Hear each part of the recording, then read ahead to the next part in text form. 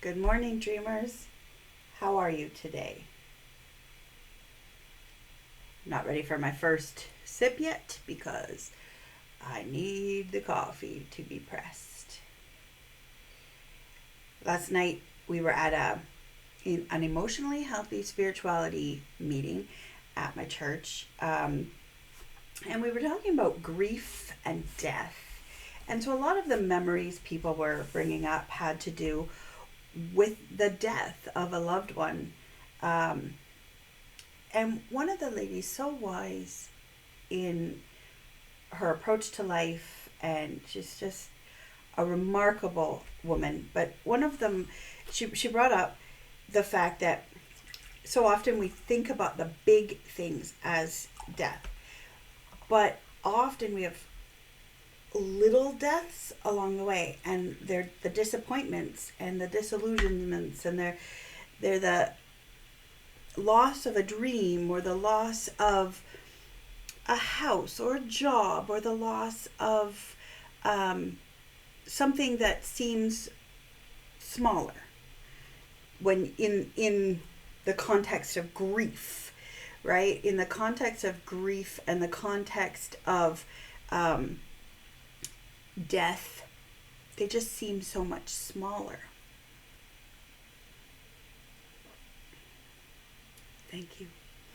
Um, and I was thinking about that as I went home, and yeah, even the little minute losses throughout your day, your loss of time. You thought you'd get a certain amount of work done at work, and now your day spills into the next day, or um, your loss of connection. Right? Last week, I was looking forward to connecting with a friend, but he got sick, and so that loss. It was a minute loss in the scheme of everything. And the coolest thing is God, we were talking how God does not waste your pain. God doesn't waste your story. And even that, I had the opportunity to redeem that time, and I got to connect with Hannah, and I got to touch base with her in a way I would not have done if I was hanging out with this friend. And both are good. I need to still hang out with my friend. But the illness and the loss of that moment doesn't mean I can't grow through that moment. I can't expand my day beyond. And so we were just talking about how there are so many little, smaller, let's say smaller losses throughout life. Maybe it's the fact that you thought your child would be happily married for 50, 60, 70 years, and you realize they've lost. Your dream of for your children is lost. So their loss is big, and your loss is big in other ways, right? Um, Sometimes I saw something on a Facebook support group, and it was, what do you do when you get that blood work back saying that you're going to have a child with Down syndrome? And so many people were like, so then you have a child with Down syndrome, right? Like, because you shift your perspectives. You have a hope, you have a dream, you have an idea of where you want it to go, but you have to shift your perspective when you realize that you are not going down that road.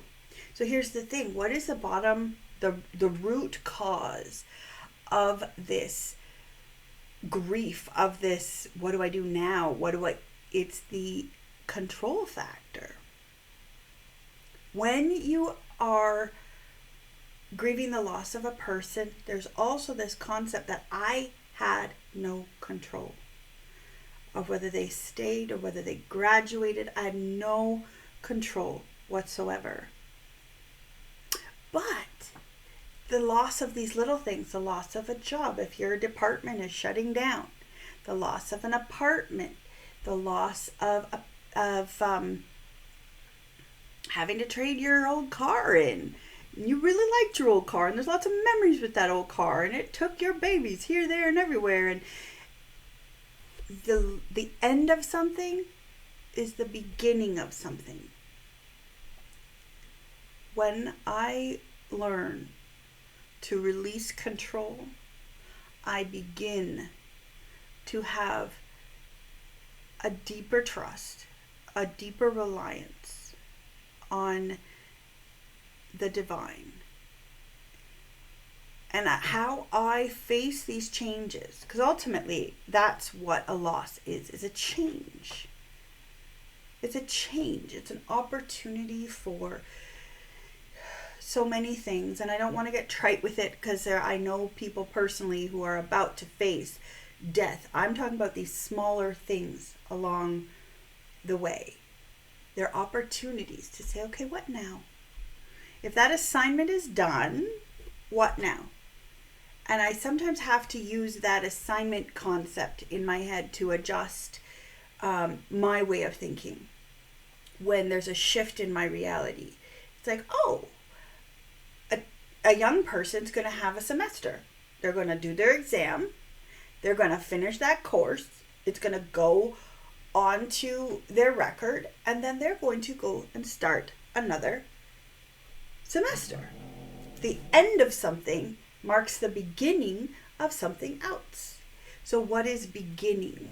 And so with these little things, and I'm not talking about deep-rooted grief and loss of a human, loss of I'm not talking about that kind of death today. I'm talking about the little things along the way. What is it beginning? What's beginning for you? What chapter is ended, and what are you going to start now? It's hard. It's hard, even in the realm of there's so many other things you could start to compare. You could start to say, well, those people have such a worse time than I have. But it's not about that. Your story matters. This moment in time matters. And it's going to shape you. And how you let it shape you, that's your story. That's what you choose to do. I had someone in my life who realized that I'm not perfect. And they chose to write their own story. And they decided that you don't keep something unless it's absolutely perfection. So they disposed of me. And their decision to write their story affected me. Affected the kids. Affected our friends. Affected our church. Affected my family. And how you respond to your disappointments, to your finally understanding your partner is not perfect and you need to do the work to help them through whatever they're going through.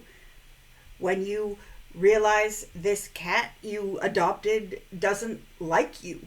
Like when you have these disappointing moments in life, you realize the job you signed up for hurts your back, or you realize you took a contract that, ooh, they're adding to it. What am I going to do about that? You have to have your boundaries, but there's also this moment of grieving of, oh, my expectations were not met. What am I going to do about that? How am I going to react to that? And it's okay to sit in the sad for a while. So if you're sitting in the sad, for whatever reason, don't compare yourself to other people, because your story matters, your moment matters. But if you're sitting in the sad, don't sit alone. Fill somebody in. Go talk to a therapist. They will not compare your story to their next client and go, oh, you have nothing to freak out about. No, it's not about that. Because these losses, when not grieved, they build up and they build up and they build up. And that's when mental health struggles come. And that's when deep disappointments come. So sit in the sad. It's okay to sit in the sad. It's okay to sit Just as long as your feet are on the floor and your head is in the clouds and you're remembering that I love you. Whatever it is you're facing today, just don't face it alone. You're not alone. Turn to the divine.